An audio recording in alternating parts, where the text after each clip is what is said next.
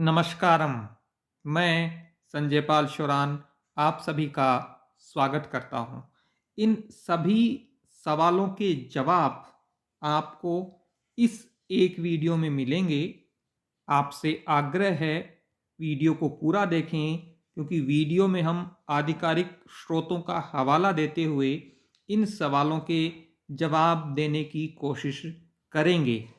20-30 minute का कम से कम video होगा और इस एक वीडियो को देखने के बाद भविष्य में आपको इन सवालों से संबंधित अन्य कोई भी वीडियो देखने की आवश्यकता नहीं होगी, मेरा यह विश्वास है।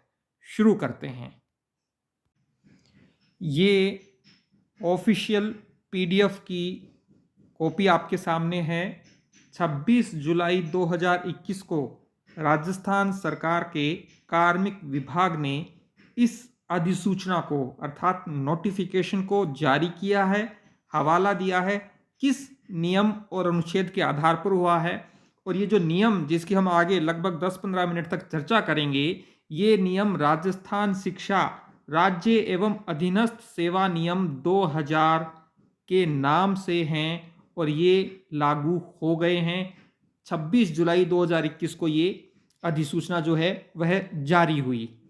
इसमें प्रमुख रूप से यदि हम देखें, नीचे हर पेज पर आपको सिग्नेचर मिलेंगे। और सबसे पहले बात करते हैं उत्कृष्ट खिलाड़ियों की परिभाषा। नीचे दी गई जो सारणी है इसमें बताया है कि उत्कृष्ट खिलाड़ी का जो लाभ है वो किन्हें मिलेगा। सबसे पहले राजस्थान के मूल निवासी होने चाहिए, ऐसे खिलाड़ी हैं। और कौन हैं? इन अंतर्राष्ट्रीय जो स्पोर्ट्स निकाय हैं इनके द्वारा जिन आयोजित खेलों में जिन्होंने भाग लिया है वे उत्कृष्ट खिलाड़ी कहलाएंगे। इसके साथ यदि हम देखें, देखो ये या कर करके दे रखा है, इसका मतलब है इनमें यदि किसी ने पार्टिसिपेट किया है, मेडल जीता है, तो वह उत्कृष्ट खिलाड़ी की श्रेणी में आएगा। अब आप विद्यार्थियों का सवाल उठ सकता है, सर मैंने स्टेट लेवल पर खेला है, क्या मैं उत्कृष्ट खिलाड़ी में शामिल हूं? इन नियमों के आधार पर नहीं है। नेक्स्ट हम आते हैं बात, वो है आयु। बहुत महत्वपूर्ण है, समझिए। अधिकतम आयु। सेवा में सीधी भर्ती का कोई अभ्यर्थी आवेदन प्राप्ति के लिए नियत अंतिम तारीख के ठीक बाद आने वाली जनवरी के प्रथम दिन को न्यूनतम आयु 21 वर्ष होनी चाहिए और अधिकतम आयु 40 वर्ष प्राप्त किया हुआ नहीं होना चाहिए। इसे समझिए। रीट की जो भर्ती आएगी, अब बीकानेर की ओर से वैसे रीट की नहीं है, वो अध्यापक भर्ती होगी प्रारंभिक शिक्षा निदेशालय बीकानेर की ओर से। वह यदि नवंबर में आ जाती है तो 1 जनवरी 2022 से अधिकतम आयु की गणना होगी। इसमें होता यह है, जब भर्ती 2-3 वर्ष नहीं आती है तो आपको 1, 2 या 3 साल के अधिकतम आयु में छूट दी जा सकती है। लेकिन यदि नवंबर और दिसंबर में आएगी तो भी गणना तो 1 जनवरी 2022 से ही होगी। वहां आपकी अधिकतम आयु 40 वर्ष नहीं होनी चाहिए। 2 जनवरी को आप यदि 40 वर्ष के होते हैं तो काम होगा, लेकिन 1 जनवरी को यदि आप 40 वर्ष हो गए तो आप अपात्र हो सकते हैं। यह इस सेवा नियम का ये जो 16 नंबर का पॉइंट है वह बता रहा है। उसके बाद देखिए, किस आयु वर्ग के विद्यार्थियों को कितनी छूट है। अनुसूचित जातियों अर्थात एससी, अनुसूचित जनजातियों अर्थात एसटी, पिछड़े वर्गों अर्थात ओबीसी, एमबीसी वर्गों के पुरुष अभ्यर्थियों के मामलों में 5 वर्ष तक। कहां? ऊपर उल्लेखित आयु सीमा को 5 वर्ष किसमें है? अधिकतम में अर्थात 45।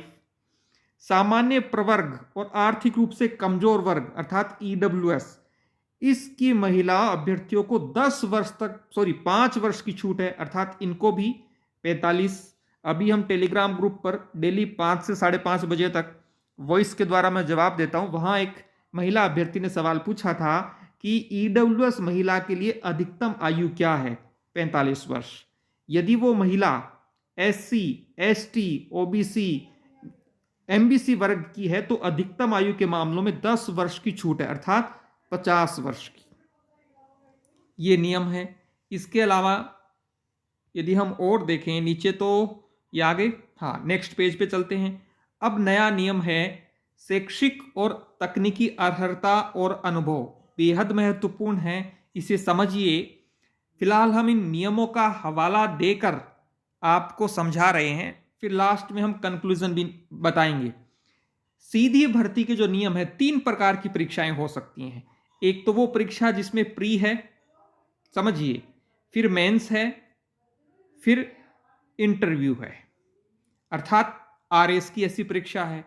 तो यहां पर इन्होंने साफ दे रखा है, ऐसा व्यक्ति सीधी भर्ती के नियमों या अनुसूचियों में उल्लेखित पदों के लिए अपेक्षित शैक्षणिक अर्हता वाले ऐसे पाठ्यक्रम के अंतिम वर्ष की परीक्षा में उपस्थित हो चुका हो या उपस्थित हो रहा हो, किंतु उसे, देखिए यहां साफ लिखा है, जहां परीक्षा 2 प्रक्रमों और साक्षात्कार अर्थात प्री और मेंस के माध्यम से होगी, तो मुख्य परीक्षा में उपस्थित होने से पूर्व, अब देखिए मान लीजिए आरएस मेंस की जब परीक्षा है, उससे पहले उसकी न्यूनतम जो योग्यताएं हैं, अर्थात वो ग्रेजुएट होना चाहिए, वो उसकी कंप्लीट होनी चाहिए, उसका रिजल्ट पास का आया हुआ होना चाहिए।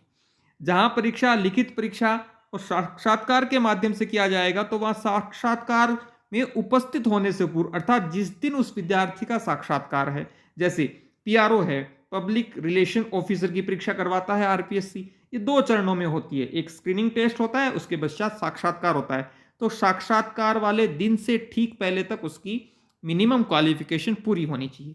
तीसरा जो बेहद महत्वपूर्ण है, जहां चयन केवल लिखित परीक्षा, यथास्थिति केवल साक्षात्कार, अर्थात या तो केवल इंटरव्यू से हो या केवल लिखित परीक्षा हो, तो लिखित परीक्षा या साक्षात्कार में उपस्थित होने से पूर्व समुचित चयन एजेंसी को अपेक्षित शैक्षणिक अर्हता अर्जित करने का सबूत देना होगा। इसका मतलब यह है, आप आरपीएससी फर्स्ट ग्रेड या सेकंड ग्रेड की, क्योंकि उसमें एक ही परीक्षा होगी, केवल लिखित होगी, जिस दिन वह परीक्षा होगी, कौन सी, आरपीएससी की फर्स्ट ग्रेड की परीक्षा या फिर सेकंड ग्रेड की परीक्षा, जिस दिन वह परीक्षा होगी उस दिन तक आपने अपेक्षित शैक्षणिक अर्हता को प्राप्त कर लिया है, अर्थात आपकी बीए कंप्लीट हो गई है और बीएड कंप्लीट हो गई है, आपकी एमए एमकॉम एमएससी, यहां मैं जब कंप्लीट होने शब्द का उपयोग करता हूं तो उसका मतलब है आपका परीक्षा परिणाम पास का आना चाहिए। आप यदि बीएड सेकेंड ईयर में हैं तो आपके बीएड सेकेंड ईयर का पास होने का रिजल्ट इस परीक्षा, जो लिखित परीक्षा होगी किसकी, फर्स्ट ग्रेड की और सेकेंड ग्रेड की, उस दिन से ठीक पहले वाले दिन तक आपका रिजल्ट पास का आ जाना चाहिए। अब इस पर हम विस्तार से आगे भी बात करेंगे कि वे विद्यार्थी जो बीएड फाइनल ईयर में हैं या पीजी फाइनल ईयर में हैं, उनके लिए क्या संभावनाएं हैं। तो ये है नियम, ये मैं नहीं कह रहा हूं, राजस्थान के सेवा नियम 2021 कह रहे हैं। अब बात आती है अगला पॉइंट, चरित्र की। कुछ विद्यार्थियों का सवाल ये होता है कि सर चरित्र प्रमाण पत्र, साफ दिया हुआ इसमें आपने जो अंतिम परीक्षा जहां अध्ययन की है रेगुलर, उस संस्थान के संस्था प्रधान या शैक्षणिक अधिकारी द्वारा जारी किया हुआ प्रमाण पत्र होना चाहिए। और दूसरा है 2 प्रमाण पत्र जो बुक्स स्टॉल पे मिलते हैं वो आपके लेने होंगे और उन्हें जो है आवेदन प्रस्तुत करते समय लगाना होगा। 6 माह से अधिक पूर्व के वो नहीं होने चाहिए। कौन से, ये 2 वाले। और ये तो जब आपने अंतिम परीक्षा पास की तब की।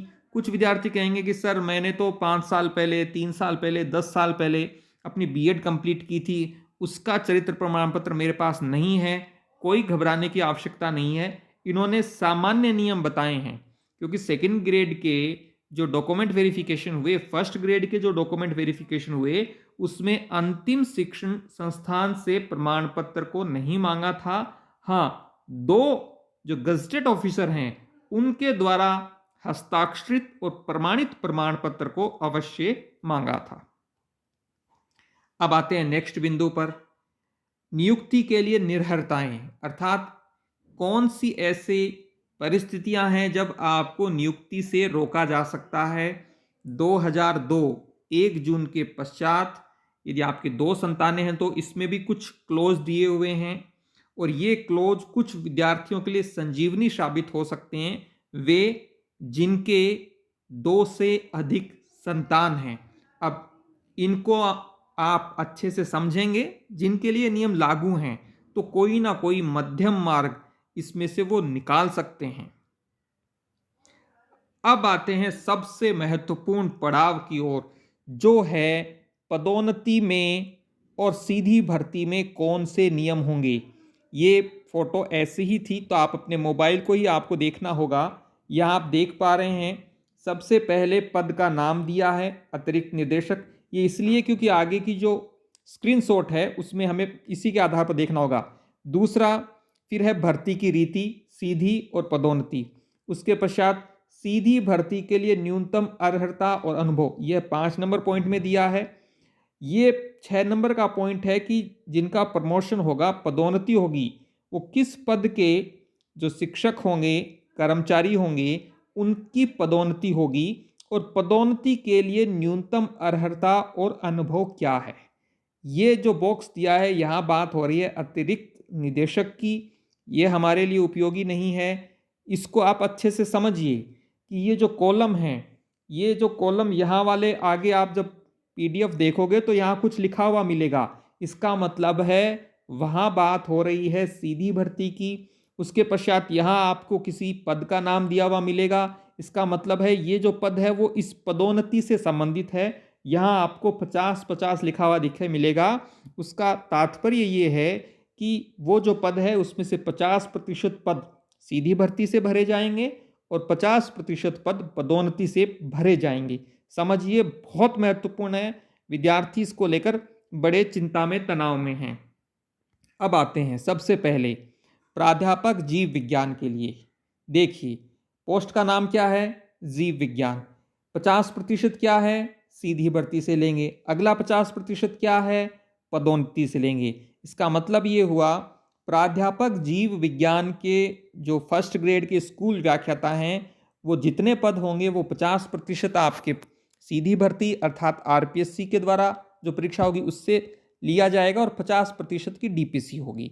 अब बहुत महत्वपूर्ण है ये वाला पॉइंट, जिन विद्यार्थियों के लिए जीव विज्ञान से संबंधित हैं वो ये पढ़ सकते हैं, और वाणिज्य वाले विद्यार्थी की सीधी भर्ती के लिए न्यूनतम आपके पास क्या योग्यता होनी चाहिए उसका उल्लेख किया है। अब आते हैं अगले पॉइंट की ओर। ये जो पद हैं, ये पद हैं आपके इस बात से संबंधित कि वरिष्ठ अध्यापक से हम पदोन्नति करेंगे। ये वह पद जिससे पदोन्नति होगी वरिष्ठ अध्यापक से, अर्थात सेकंड ग्रेड से पदोन्नति होगी। कहाँ, फर्स्ट ग्रेड में। यहाँ उसका उल्लेख किया है कि उसके लिए क्या नियम होने चाहिए। ये तो है आपके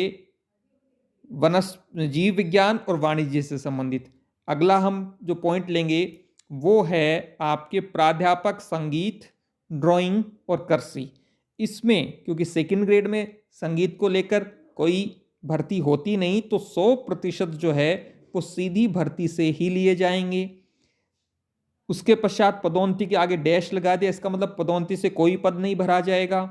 यहाँ दिया हुआ ये है कि क्या न्यूनतम योग्यता होनी चाहिए, सीधी के नीचे क्या न्यूनतम योग्यता होनी चाहिए, ये आप देख सकते हैं। और ये दिए हुए हैं कि जिनकी पदोन्नति होगी उनके लिए क्या नियम हैं। अब आते हैं हम सबसे महत्वपूर्ण बिंदु, जिसको लेकर विद्यार्थियों में बड़ी संशय की स्थिति है, वो है स्नातक और स्नातकोत्तर में समान विषय होने चाहिए। थोड़ा सा आप मोबाइल को अच्छे से कर लीजिए, इसी प्रकार से ये पीडीएफ खुलेगी। साफ दिया हुआ है प्राध्यापक अन्य विषय। ये अन्य विषय का मतलब है 5 विषयों की हमने पहले बात कर ली है, बाकी जो बच गए उनके लिए क्या नियम है। 50% सीधी भर्ती से पद भरे जाएंगे, 50% पदोन्नति से भरे जाएंगे। और ये वो नियम है जिस नियम को यदि आपने अच्छे से समझ लिया तो आपका यह संशय दूर हो जाएगा कि यूजी और पीजी में समान नियम नहीं होने चाहिए। कैसे? सुसंगत विषय में विश्वविद्यालय अनुदान आयोग द्वारा मान्यता प्राप्त स्नातकोत्तर या समतुल्य परीक्षा या सरकार या राष्ट्रीय अध्यापक शिक्षा परिषद द्वारा मान्यता प्राप्त शिक्षा में डिग्री या डिप्लोमा। यहाँ साफ बताया गया है कि प्राध्यापक की सीधी भर्ती के लिए आपने स्नातकोत्तर अर्थात एमए, एमकॉम, एमएससी किया हुआ होना चाहिए और आपके पास बीएड की डिग्री होनी चाहिए। ये साफ उल्लेख कर रहा है। अब हम देखते हैं पदोन्नति में क्या नियम है। ये देखिए, वरिष्ठ अध्यापक से होगी पदोन्नति। सुसंगत विषय में विश्वविद्यालय अनुदान आयोग द्वारा मान्यता प्राप्त स्नातकोत्तर या समतुल्य परीक्षा, बशर्ते उन्होंने स्नातक स्तर पर सुसंगत विषय का अध्ययन किया हो, साथ ही स्तंभ 6 में उल्लेखित पद का 5 वर्ष का अनुभव। यह है स्तंभ 6, अर्थात सेकंड ग्रेड में 5 वर्ष का अनुभव होना चाहिए। यहां पर ये सेवा नियम स्पष्ट उल्लेख करते हैं कि आपके यूजी और पीजी में दोनों में समान विषय होने चाहिए। आपने जिस विषय से यूजी किया है, स्नातक किया है, उसी विषय से आप स्नातकोत्तर में पदोन्नति के माध्यम से पद पा सकते हैं।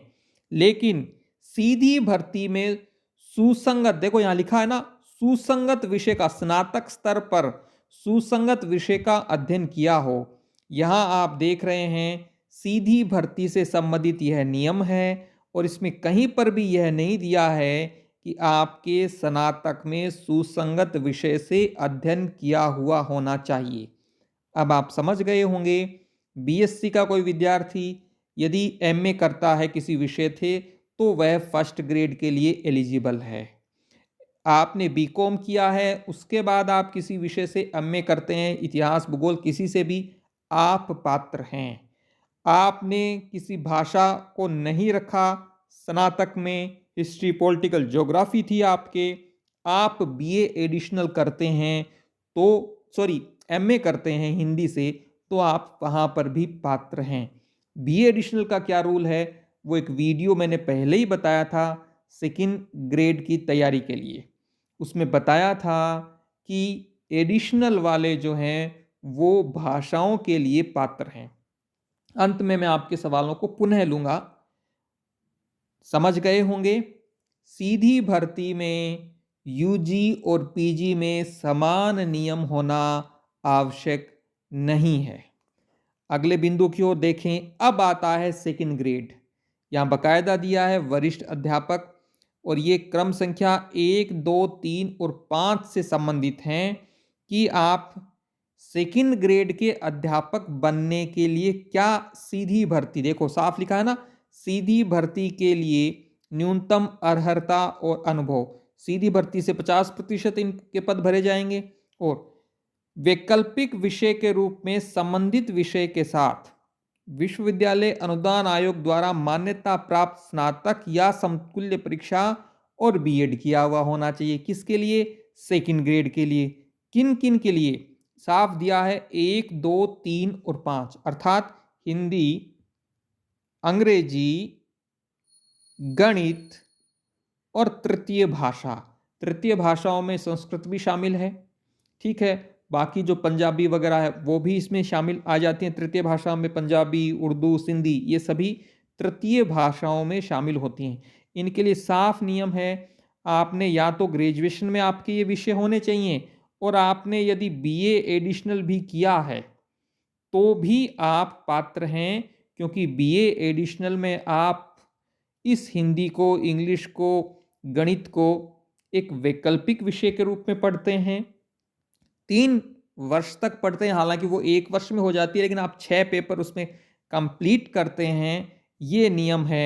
आपने बीकॉम किया, यहाँ विद्यार्थी जो बीकॉम वाले हैं उनके भी मैं सवालों का जवाब दूंगा कि बीकॉम वाले किस प्रकार से सेकंड ग्रेड में एलिजिबल हो सकते हैं। अब आते हैं अगले पॉइंट की ओर। अब एसएसटी के लिए क्या नियम है? यही नियम आपको मैंने जब वीडियो बनाया था आरपीएससी की ऑफिशियल साइट से हमने विस्तृत विज्ञापन लिया था सेकंड ग्रेड का, वहाँ सेम यही बात लिखी हुई थी। अब विज्ञान के लिए वैकल्पिक विषयों के रूप में इनमें से कौन में से? इनमें से कम 2 विषय होने चाहिए। अब कुछ विद्यार्थियों के साथ स्थिति ये हो सकती है कि उन्होंने इसमें से किसी एक का तो अध्ययन किया है, 2 नहीं हो रहा। तो यदि आपको विज्ञान विषय से अध्यापक बनना है तो आपको दूसरे विषय से बीएससी एडिशनल करना होगा, यदि बीएससी एडिशनल की सुविधा है तो।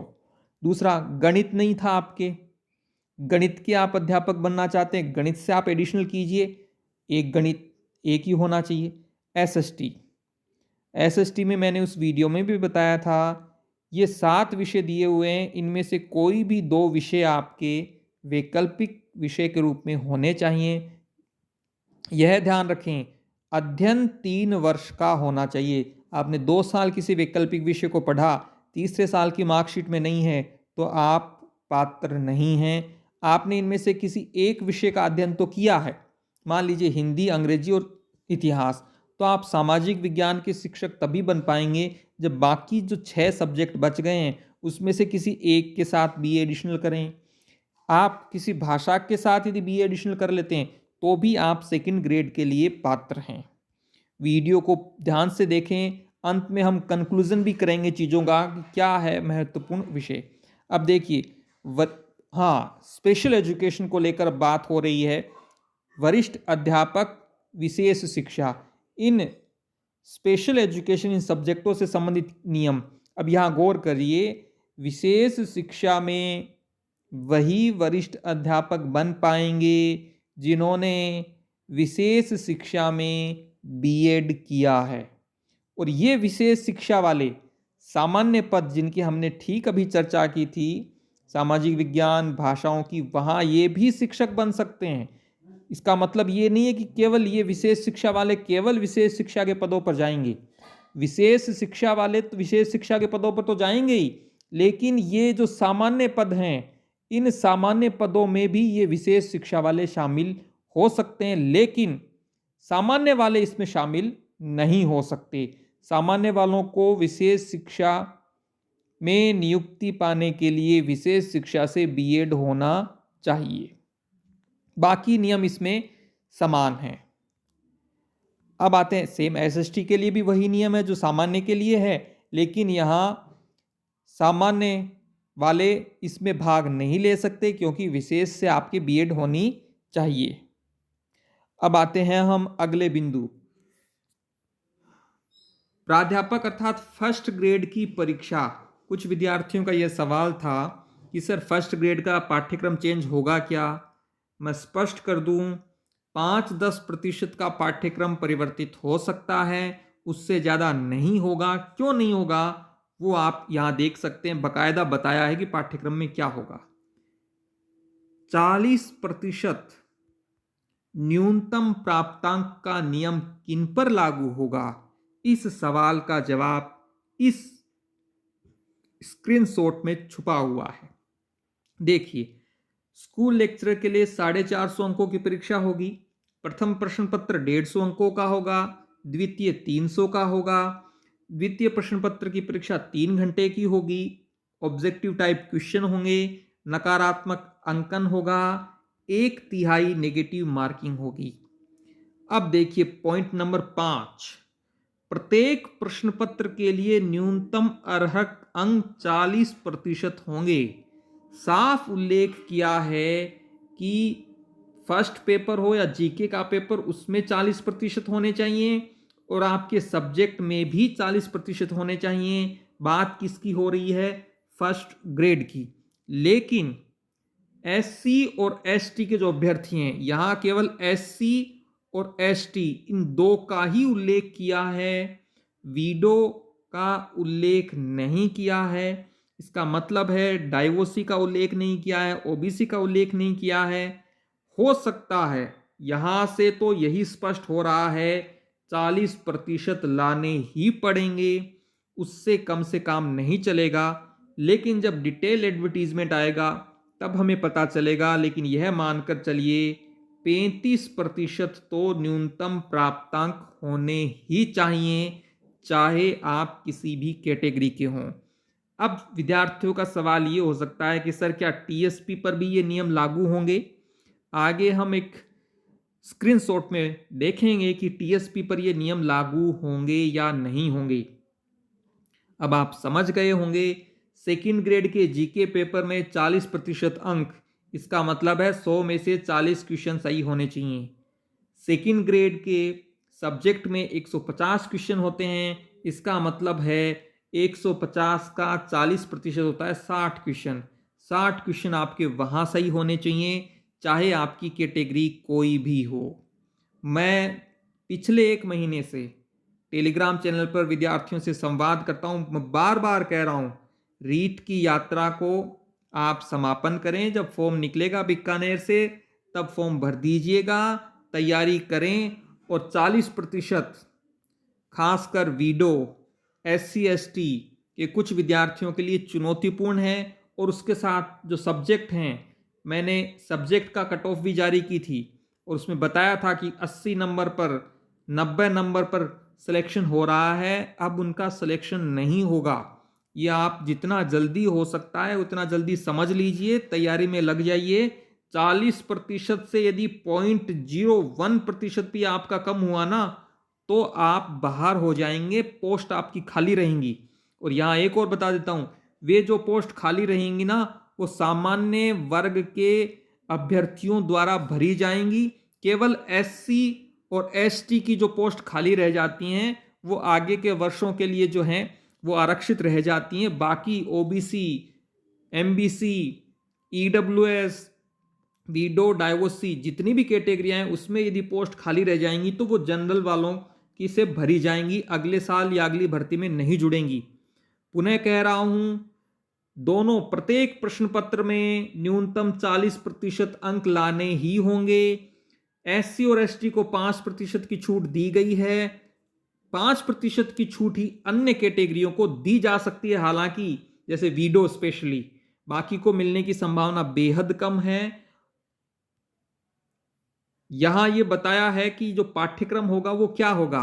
कुछ विद्यार्थी कहते हैं सर पाठ्यक्रम में परिवर्तन होगा क्या? शिक्षा के सेवा नियम बता रहे हैं कि फर्स्ट ग्रेड का पाठ्यक्रम ये होना चाहिए। हाँ, इसमें जो टॉपिक्स हैं वो बदलते रहते हैं। कुछ RBSC की कई बार पुस्तकों से पूछे जाते हैं, कई बार NCERT की पुस्तकें होती हैं। विद्यार्थी का ये भी सवाल था सर कौन सी पुस्तकें पढ़ें? सेकेंड ग्रेड और फर्स्ट ग्रेड के लिए NCERT की पुस्तकें ही पढ़ें। अगला देखते हैं स्क्रीनशॉट। यहाँ बात हो रही है वरिष्ठ अध्यापक के लिए, इसमें साफ उल्लेख है। वरिष्ठ अध्यापक में भी देखिए आप, 200 अंकों का एक पेपर होगा, 300 अंकों का एक पेपर होगा और प्रत्येक प्रश्न पत्र में 40% अंक होने चाहिए। ये इसका पाठ्यक्रम रहेगा जीके का, और यही पाठ्यक्रम है। अब 500 का जो 40% होता है ना, वो होते हैं 200 नंबर। अब आप मेरा वो वीडियो जाके देखिएगा जिसमें मैंने सेकंड ग्रेड की सभी विषयों की कट ऑफ बताई है। और आप उसमें देखेंगे कि कुछ विषयों में, जैसे पंजाबी में मुझे याद आ रहा है, पंजाबी में जनरल की जो कट ऑफ थी वो तो 150 के आसपास ही थी। इसका मतलब है ये पंजाबी के जो पद हैं वो खाली रह जाएंगे।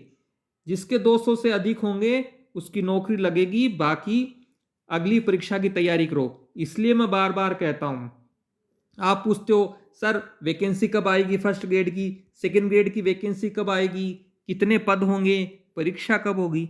अरे भाई, आपकी पात्रताएं पूरी हो गई हैं, आप तैयारी शुरू कीजिए। परीक्षा कब आएगी, पद कितने होंगे और वैकेंसी कब आएगी, इससे क्या होने वाला है?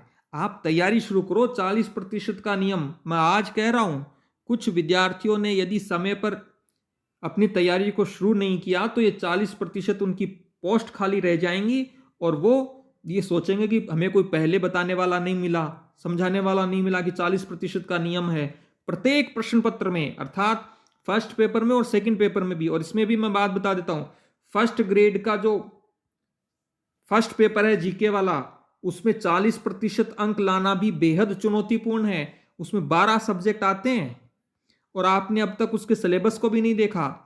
हमने बकायदा यश गुरु ऐप पर और टेलीग्राम चैनल्स जो हैं हमारे, उन पर हमने अब तक जितनी परीक्षाएं हुई हैं फर्स्ट ग्रेड की जीके की, उससे संबंधित कुछ PDF अपलोड कर दी है, कुछ 2-5 दिन में कर देंगे। सवालों को देखिए, पाठ्यक्रम को देखिए। अपनी तैयारी का स्तर 40 का मतलब होता है आपके 60 नंबर कम से कम आने चाहिए 150 में से। और बहुत सारे विद्यार्थी ऐसे हैं जो 60 नंबर नहीं ला पाते हैं। जितना जल्दी हो सकता है तैयारी शुरू कर दो। अगला बिंदु, यहां पुनः बात हो रही है सेकंड पेपर के लिए 300 अंकों का ये जो पेपर है, साफ दिया है, प्रत्येक प्रश्न पत्र की बात हो रही है। इसके अलावा यदि हम बात करें, हाँ, टीएसपी पे ये नियम लागू नहीं होंगे ट्राइबल सब प्लान में शामिल जिले और तहसीलें डूंगरपुर, बांसवाड़ा और प्रतापगढ़, ये तीनों जिले संपूर्ण रूप से टीएसपी क्षेत्र में आते हैं। उसके साथ दक्षिणी राजस्थान के कुछ जिलों की तहसीलें भी टीएसपी में आती हैं। या साफ लिखा है, ये नियम राजस्थान अनुसूचित क्षेत्र अधीनस्थ लिपिकीय और चतुर्थ श्रेणी सेवा भर्ती नियमों पर लागू नहीं होंगे। इसका मतलब है टीएसपी के लिए ये नियम लागू नहीं होंगे। कौन से नियम? जो भी हमने पिछले आधे घंटे से जिनकी हम चर्चा कर रहे हैं। ये मैंने एक छोटा सा आपको बताया था कि साहब हम वीडियो बना रहे हैं। अब आते हैं हम इन सवालों का संक्षिप्त जवाब। यूजी और पीजी में समान विषय का नियम लागू नहीं है, पदोन्नति में है। आपने बीएससी करके इतिहास से एमए कर लिया, पॉलिटिकल साइंस से, ज्योग्राफी से, हिंदी से, किसी से भी कर लिया हो, आप पात्र हैं। आपकी हिस्ट्री, पॉलिटिकल, ज्योग्राफी कुछ भी थी, आपने हिंदी, इंग्लिश, संस्कृत, उर्दू, पंजाबी किसी से भी आपने बीए एडिशनल कर लिया है तो भी पात्र हैं। एमए कर लिया है बीकॉम वाले ने, पात्र है। बीए में किसी के था, जैसे मैंने कहा हिस्ट्री, पॉलिटिकल, इकोनॉमिक्स, और फिर उसने किसी अन्य विषय से एमए कर लिया, वो पात्र है। न्यूनतम 40% का अंक साफ कह चुके हैं, दोनों प्रश्न पत्रों में अलग अलग लाने होंगे। और ये नियम यही बताते हैं कि एससी और एसटी को केवल 5% की छूट दी गई है, बाकी किसी भी वर्ग के छूट के संदर्भ में ये नियम कुछ भी उल्लेख नहीं करते हैं। और ये मान के चलिए वीडो कैटेगरी को लाभ मिल सकता है, मिलेगा तो, अन्यथा उनको भी नहीं मिलने वाला है। कम से कम 40% का नियम लागू होगा ही। मुझे ध्यान में है हिस्ट्री की पिछली बार कट ऑफ जो थी 110 या 120 के आसपास थी वीडो की। अब कम से कम 200 नंबर लाने होंगे यदि ये छूट नहीं मिलती है तो, और मुझे संभावना नहीं लगती। आप 40% का मान के ही तैयारी कीजिए, दोनों पेपर में लाने पड़ेंगे। ऐसा नहीं आपका सब्जेक्ट अच्छा है, जीके में आपके 59 नंबर भी आए ना, 59, तो भी आप बाहर हो जाएंगे। क्या टेट होगी? टेट होगी या नहीं होगी? ठीक है, नई शिक्षा नीति को लेकर भी ये सेवा नियम कहीं पर भी कोई उल्लेख नहीं करते, न ही किसी टेट का उल्लेख किया गया है। एमए और बीएड फाइनल वाले स्टूडेंट, अब इसको समझिए क्या करें। मैंने साफ कहा, जिस दिन परीक्षा होगी फर्स्ट ग्रेड या सेकंड ग्रेड, उस दिन तक आपकी पात्रता पूरी होनी चाहिए। दो प्रकार के विद्यार्थी हैं, वे जिनकी पात्रता पूरी हो चुकी है, वे ये मान के चलें कि परीक्षा अप्रैल में और मई में कहीं हो सकती है।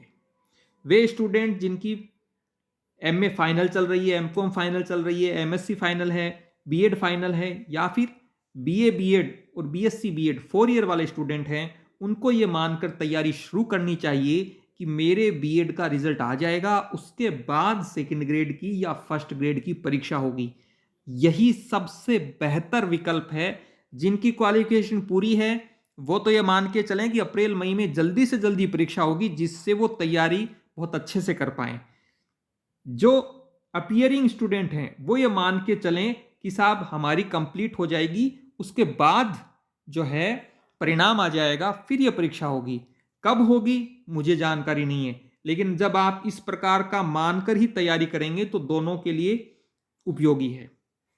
कॉमर्स स्टूडेंट सेकंड ग्रेड के जो भाषा हैं, यदि कॉमर्स का विद्यार्थी हिंदी, अंग्रेजी, उर्दू, संस्कृत, पंजाबी किसी से एडिशनल कर लेता है तो वह विद्यार्थी जो है एडिशनल करने के कारण उस सेकंड ग्रेड के लिए पात्र है, एडिशनल करने के कारण।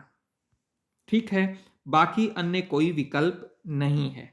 कुछ विद्यार्थी कहेंगे कि सर हमारे कॉमर्स में मान लीजिए गणित जो है वो एक ऑप्शनल सब्जेक्ट होता है। यदि गणित आपने एक ऑप्शनल सब्जेक्ट के रूप में पढ़ा है और 3 वर्ष तक पढ़ा है तो सेकंड ग्रेड गणित के लिए आप पात्र हैं। कोई कहेगा कि सर बीए में मैंने गणित था, ऑप्शनल सब्जेक्ट होना चाहिए, 3 वर्ष होना चाहिए, सीधा सा नियम है। और नहीं है तो आप बीए एडिशनल कर लेते हैं यदि गणित से, तो भी पात्र हैं। साफ कहा, टीएसपी क्षेत्र के लिए ये नियम लागू नहीं होंगे, स्पष्ट उल्लेख है प्रथम पृष्ठ पर।